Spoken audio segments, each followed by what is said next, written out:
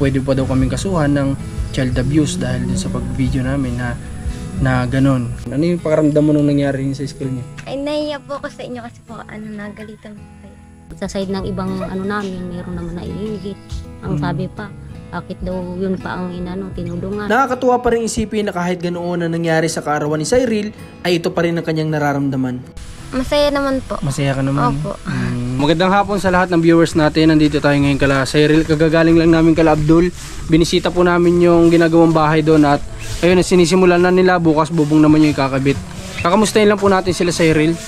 Dahil may ilang araw na tayo dito hindi nakabisita. Mula nung dinalhan natin siya ng konting handa nung sa school niya. Tatanungin natin kung ano yung nangyari. Baka napagsabihan yung bata o ano man. Dito na po si Cyril mga kalingap. Nahiwa ako dun sa Kalatsabil. Nagpunta kami dito Cyril kasi kanina pa talaga kami walang kain. Makikiano sana kami sa may ano kayo dyan? Pagkain kayo? Wala po. Wala kayong pagkain? Wala po. Bakit? Saing pangalan po ako. Ba't sabi ni Lola mo nagpapalambot ka doon ng pako? Naglalaga daw si Cyril ng pako, pinapalambot yung pako. Po tayo, kamusta? Kamusta ka Cyril? Okay lang po. Nasaan si ano mo ngayon? Si kapatid mo sa Cyril. Tama ba kakalabas lang? Opo. Di yun nga nakita ni Rans kanina. Kamusta yung ano nyo, yung Christmas party nyo? Okay naman po. Okay naman. Anong regalo ang natanggap mo? Damit po. Damit, okay. Nung bang araw na pumunta kami doon, pumunta na din kayo ni ate mo doon sa ano? Sa bayan po. Sa bayan, namili din kayo kaagad? Okay. Anong gusto ko lang sana kamustahin sa'yo? Ano nangyari din sa school nyo? Pinagsabihan ka ba o ano? Hindi naman po. Hindi ka naman na kinausap? Hindi po. Pero sadya bang ganun dun sa school nyo na talagang bawal lang ano? Awan ko lang po, hindi ko po. Ha? Pero sa experience mo sa mga pumapasok sa school nyo, ganun? Hindi ko po alam. Wala ba kayong, kami lang ba yung pinakaunang-una na pumasok doon na nag-vlog sa inyo? Opo, kayo lang. Okay. Baka kaya siguro nanibago sila o hindi sila sanay sa ganun. Kaya nagalit kasi medyo kumbaga nagsama din yung ano namin dun sa director ninyo sa school. Director ba yan? Ano ba siya doon? Hindi ko po alam. Okay, may basta lang yung ano namin kasi parang bakit ang laking issue kapag gusto mo magtulong o magpasaya ng tao, ang laking issue para sa kanila. Na kung iisipin naman talaga natin ng maayos, wala naman talagang magulang ang magrereklamo. Baka nga po kapag nakita pa yung anak nila na napasama sa vlog, baka matuwa pa. Dahil nakita nila yung anak nila sa video, diba? Kasi wala namang negative na ano man na ginawa. Kaya doon lang medyo na ano kami. Talagang nung time na yun, Cyril, gusto pa sana naming samahan ka doon ng medyo konting minuto habang wala kang ginagawa. Kaso nga lang parang natamlayan ako nung ganun ngayon nangyari. Kaya sabi ko, diba, uwi na lang kami ng ganun. At gusto ko pa nga sana makausap din si ate mo, si Shailene. Okay. Pero kumusta yung yung mga classmate mo? May nasabi ba sila o ano? Wala naman. Sabi ko nila ay matutuwa daw sila pag nakita sa sa video? Opo. Bakit tinanong mo o ano? Opo, mas maigi daw po kasi dahil mapapanood daw po sila ng Yun nga yung sinasabi ko kasi ang bata po ngayon, hindi po yan, once na hindi yan related sa anumang tawag dito, makakasira sa personality ng tao. Hindi naman po yan pwedeng kasuhan mo ng child abuse kasi wala namang child abuse doon. So yun yung inaano po namin na sinabi ko dun sa sa director nila na sigurado po ako wala magagalit. Pero bilang yan po yung sabi nyo, irerespeto po namin. Yun na lang yung sabi ko sa kanya. Nakakain na may mga klase mo? Opo, nagkain po kami. Dinala po namin sa Saan? Sa Baywalk at nando po yung iba kong kaklase at namili po sila ng dito sa Baywalk dito? Opo, dyan. Ng Kapalongga? Opo. Kamusta yung pagkain nyo dun? Okay naman po. Masaya. Ang gusto lang namin itanong sa iyo, masaya ka ba ng birthday mo? Masaya naman po. Masaya ka naman? Opo. Yun lang naman yung namin nung time na yun na sabi nga namin, nalaman kasi namin kay natin nalaman na birthday kay Ninong. No, kasi siya yung nakaka-chat nyo. So, nagsabi sa akin na birthday mo nga daw. At sabi ko, medyo busy lang kami ngayong, yun nga nung time na birthday mo. Kasi sabi ko, kinabukasan mismo pupunta kami sa school nyo kahit may pasok, ano. Yun. O kamusta naman kayo ni Hawaii yung pag-uusap nyo? Mabuti naman po. Okay lang po. Kumusta naman daw siya? Okay lang daw po siya. Okay lang naman daw. Opo. Okay. Ngayong Pasko, anong ano nyo, pagsasalusaluhan ninyo? Ano po, kaunting ano po, pagkain lang. Pero meron. Meron naman po. Kakabili pa lang po kanina. Namili kayo kanina. Si ate po, sa kanya. Namili pala sila sa Ariel kanina ng pagsasalusaluhan nila nitong ngayong Pasko. Sa New Year ba, meron ba kayong naka-ready na pagsasalusaluhan? Hindi ko po alam sa kanila. Mag-ano daw po yata sila. Mag-uusap-usap. Sila pong lahat na magkakapatid. Parang mag-aambagan siguro, ganun. Opo, ganun po. Okay. Di wag niyo nang wag niyo na lang isipin yung wag niyo magbibigay kami sa inyo ng pang-share ninyo sa kanila. Ano? Ngayong New Year na darating. Ano? Sige po. Sige, para hindi na problema sila papa at mama mo. Ano? Okay. Ano ba yung gusto niyo? Yung lulutuin pa, yung luto na. Si tito po ang magluluto. Di ibig sabihin ang i-share niyo sa kanila, it's either pera o kaya Ano po? Pambili po. O kaya mga spaghetti, pansit, ganun. Ano po, sangkap po ng ano. Sangkap, kagaya na lang ng sibuyas, bawang. Opo, ganun kasi pumaluto po ay ng baboy po. Okay. Di mas maigi ang bigyan na lang natin sa kanila kasi tas sila na lang bahala. Ano, Cyril? Opo. Okay. Sino nandiyan na si mama mo nandiyan ba? Nandyan po. Kamusta kayo, Nay? Okay naman. Masaya kayo na nandito yung panganay nyo? Opo, kompleto kami. Ay, kumbaga mayroong dumagdag. May Siyempre, dumagdag Kumbaga hindi lang dating kompleto, may sobra pa. Kamusta naman po yung itong mga wala ba kayong Christmas party dito sa barangay ninyo na ginanap?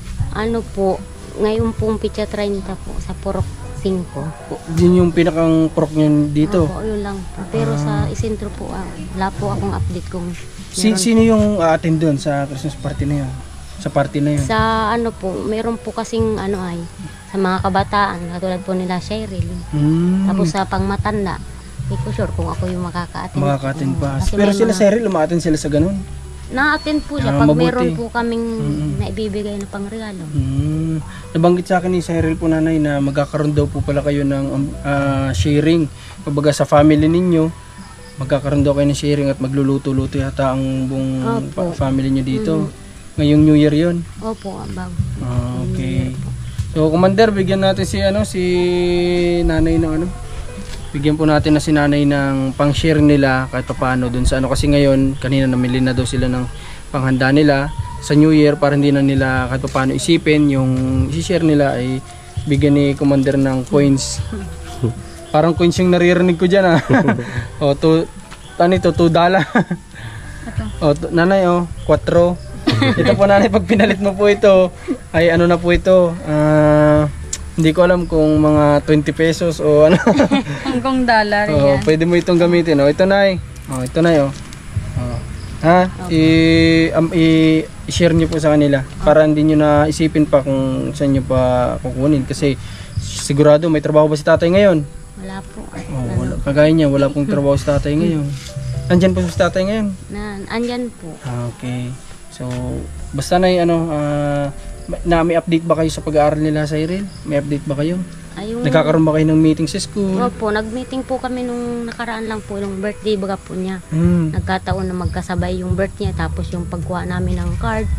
Ang nangyari nga, hindi namin nahandaan si Cheryl. Kaya sabi nung anak ko, sige na mama, okay na. Basta ang mahalaga ay naka-attend ako dun sa school. Nang malakita ko ba po yung average niya. Kamusta po ang grades na nakita niyo? Okay naman po. Matataas talaga. Yun nga po ang mababa sa kanya yung 86 sa Ayun na kasi yung pinakamababa sa kanya na mababa na sa kanya yung 86 na yun. Pero grabing bilib ako sa bata nito kasi ang tataas talaga ng grades niya. Simula pa noong una natin siya makita, kahit na pinagsasabay-sabay niya yung paggagawa ng pawid, pagpapalay, tapos pagtatanim ng pinya, pinagsasabay-sabay niya na trabaho, pero hindi niya napapabayaan yung pag-aaral, ang tataas pa rin. Ito po yung talagang nakabilib na estudyante na dapat talaga tularan ng karamihan. Okay, so nanay, nabalitaan niyo po ba yung nangyari sa school ni ni Cheryl po? Opo, nang kaya pumunta sa kami? akin nung di ko pa po napapanood yung niyo. na nagkaroon daw ng problema dun sa teacher. Yun daw pong teacher na yun. Yung kaklase ko po yun. Ay sabi ko, ganun talaga yun. Ibang ano nung ugali talaga. Pero okay lang naman sa amin ay. Ang medyo nag-ano lang kami, bakit ganun yung mga kababayan natin na ang purpose yun naman namin ay magpasaya. 'Di ba? Magbigay ng konting kasiyahan sa mga kaklase ni Cyril at unang-una lalo na kay Cyril dahil kaarawan niya. Pero question nga kami at pwede pa daw kaming kasuhan ng child abuse dahil din sa pag-video namin na ganun. Kaya mas minabuti na lang namin nung time na yun na dapat nga may pasasayahin pa namin mga klase ni Cyril, maggawa kami ng konting program dun, kaso nga lang din namin na ituloy dahil nga sa ganun pong nangyari. Mas pinili na lang namin na umalis na nung time na yun. Para lang din naawa po kami kay Cyril. Nakita ko po kasi yung itsura ni Cyril nun na parang nahihiya si Cyril na hindi po natin may paliwanag kung ano yung ano niya. Basta ganun yung nakita ko sa itsura niya, kaya sabi ko mas mabuti na lang alisan lang tayo para si Cyril ay hindi na mahiya pa. No, nanay. Tsaka pwede mong salita. Kasi sa sa elementary, yung mga anak ko, nagpapa-birthday din ako doon, nagpapakain ako. Tuwang-tuwa po yung mga teacher. Public school din po yun. Public school din yun. Tsaka hindi lang naman ito yung school na pinuntahan talaga namin ay. Ang dami na namin pinuntahan. Hindi lang, kahit hindi sa school, yung mga bata din na nag-aaral, nasa simbahan sila, pinupuntahan namin, pinapakain namin sila ng Jollibee. Tuwang-tuwa po yung mga matatanda na nakakita. Kasi ang pakay naman namin, di ba, pag naman kabutihan naman. Hindi naman yun yung masisira natin yung credibility nung bata, di ba? Hindi yung image ng bata masisira. Kung ganun po, pwede talagang magkaroon ng problema. Parang ang ko po ay parang na-estimate ko po sa sarili ko opinion na parang kung sa ay daw yung parang naiinggit siguro sa katulad sa pamilya namin, may tumutulong. Kasi po, hindi nila naranasan yung maigi sila at may mga pinagkukunan. Baga po, buwan-buwan may sweldo sila. Di katulad namin, kung hindi ka maghirap, magdanas ng pagkakakita para magkapira, hindi wala. Para sa pamilya, baga po, namin. Kaya nga po dapat, ay, ang sa akin lang na, di ba, dapat na tayo mga Pilipino kapag yung kapwa natin natutulungan, maging masaya na lang tayo para sa kanila, di ba? Kung may dumating naman sa atin, di ayos, di ba? Hindi po yung magkakaroon pa na inggitan o siraan, di ba? Yun yung pangit na nagiging attitude ng iba. Mayroon iba na proud, katulad ng may mga ganun. Yung mga nanonood, nag-share ng mga po sa inyo, yung tuwan-tuwa sila sa amin, pero may iba talaga na sa side ng ibang namin, mayroon naman naiinggit. Ang sabi pa, bakit daw yun pa ang tinulungan, marami naman ganyan. Ang ko naman, sabi ko, hindi naman kami kusang naglapit doon sa nagtutulong sa amin. Nakita namin kung ano yung kami tinulungan, nakita nila yung sitwasyon ng buhay namin. Opo. Tsaka humanga kami doon sa mga anak ninyo na talagang tulong-tulong sila na kumbaga matulungan kayo sa gawain ninyong trabaho, mapagaan. Kasi bilang anak, masakit din para sa kanila na nakikitang nahihirapan yung magulang. Kaya ginagawa nila, kung asabot na makakaya, kagaya nun, di ba? Nagdadanaw sila, na trabaho yun ng papa nila, ni nanay nila. Pero pati sila, kahit na babae, na dapat ini-enjoy yung pagkadalaga o pagkabata dito. Nandun sila, nagtatrabaho sila, nagdadanaw, putikan. So, dun namin sila nakitaan ng kagandahang loob yung mga anak ni nanay. Kaya, hanggang ngayon, nandirito kami. Di ba, Nay? Opo. Okay. Sige, Nay. Salamat, ha? Sige po, sir, sana maging masaya kayo salamat ngayong din Christmas po. at New Year po. Ano? Opo. Merry Christmas din po. Merry Christmas na. Halika, Shailene. Shailene, may tatanong lang ako sa iyo. Since nung nangyari nga nung sa school mo, gusto ko lang malaman. Kasi nakita ko sa itsura mo, nakita namin ni Commander na parang iba yung mukha mo. Di ko alam kung nahihiya ka na ng time na yun. Ano yung pakaramdam mo nung nangyari yun sa school niyo? Ay, nahiya po ako sa inyo kasi po, nagalitan po kayo. Yun yung naramdaman mo. Opo. Kasi hawak-hawak ni Cyril yung cake noon, nakatulala na lang ng ganon. So kasi hindi ko alam, si Ranchata yung nagpapasok, nasabi pasok na dun sa loob. Kaya yun, si Cyril ganun yung naramdaman. Si Shailene naman, si Shailene po talaga may kasalanan nitong lahat. Halika Shailene, may tatanong ako sa iyo. Hindi kasi si Shailene, di ba, nasabi ko sa iyo na pwede mo bang kausapin yung Sinabihan ko po kasi ito eh. pero hindi sa teacher mismo. Hindi po, sabi ko magpaalam po sa teacher yun. Pero hindi ka na nakapagpaalam noon. Nagpaalam po ako nung kay ma'am sa advisor namin. Ay, yung mismong advisor mo. Opo, sabi daw pwede naman po. Sabi, tinanong pa nga po kung sino daw po yung Marcos. Sabi ko pa mapakain daw po dyan si Kuya Marcos. Sino Marcos? Yung vlogger po. Hindi ako. Hindi ako mapakain. Magbibigay kami ng pagkain. Magbibigay kami ng pagkain. Kaya pala hindi pumayag yung teacher. Kasi magpapakain daw. Magpapakain daw ako dun sa mga estudyante. Hindi, sige, tuloy mo. Ano yung ano? Ano po, tinanong po kung sino daw po yung sabi ko po, yung vlogger po yung nagtutulong po sa amin. Tapos sabi naman po, pwede naman daw po. Tapos hinahanap nga po namin si Ma'am Cha kasi mapaalam din po ako dun kasi wala naman baga po. Pero yun yung advisor mo pinagsabihan mo mismo. Opo. Siya yung kasama nung sir na papalapit sa amin. Okay, so ibig sabihin talagang okay lang naman pala talaga sa teacher, advisor ni ano. Although siguro may kahigpitan lang din talaga yung pinakang ano ba yun ninyo? Officer in charge sa school na yun. OIC. Okay, siguro may kahigpitan lang. Yun, kung mapanood man to ni sir, medyo nag-ano lang talaga kami doon kasi yun nga, nasabi ko na kanina na ang gusto lang naman namin ay magpasaya doon sa mga estudyante po ninyo. Wala naman kami ibang purpose, kundi yun lang naman. Okay, so Cyril, ikaw, Shailene, kamusta yung pag-aaral mo? Okay naman po. Kamusta yung grades ni Shailene? Ha? Parang natawa agad si Shailene pag tanong ko nung anong grades niya. Kamusta yung grades mo? Okay naman po. Wala namang line of 7. Meron po isa. Meron. Ano yung subject yun? Hindi pa daw po yun yung final grades niya. Hindi pa yun. Nilagyan lang po nun kasi dapat aanin pa po computer. Kukomputin pa. Di, ilan yung line of 7 na yun? Isa lang po. Anong grades yun?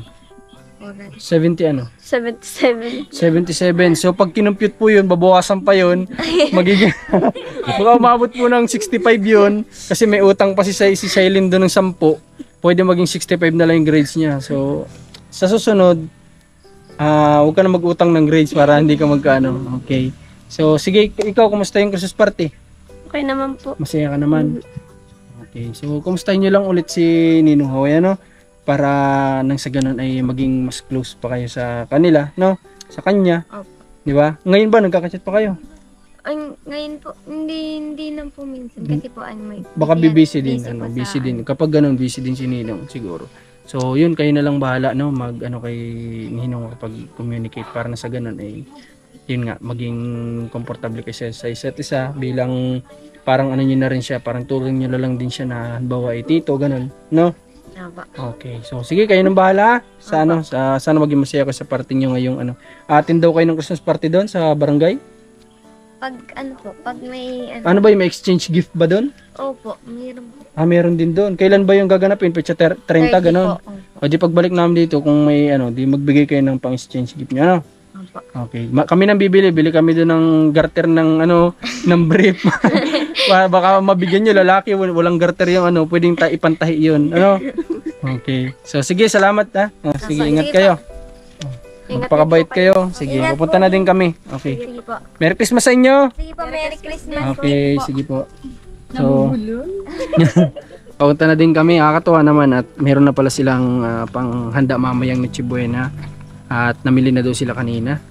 At ang inano na lang po natin, dapat ibigyan po natin sila sa handa ngayon kaso meron naman na.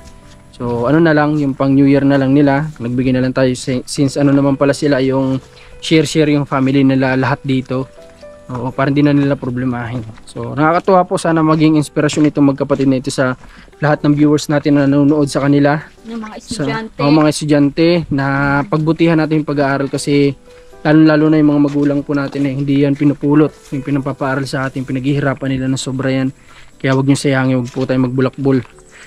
So yun lang, maraming salamat po ulit Marcos TV Channel, Commander ni Marcos at si Mac Denver at ating cameraman. Magpakita ka naman, Rans. Si Rans, ayan na akong pinsan. Salamat at maraming bagong taon. Merry Christmas and Happy New Year po sa lahat. God bless po.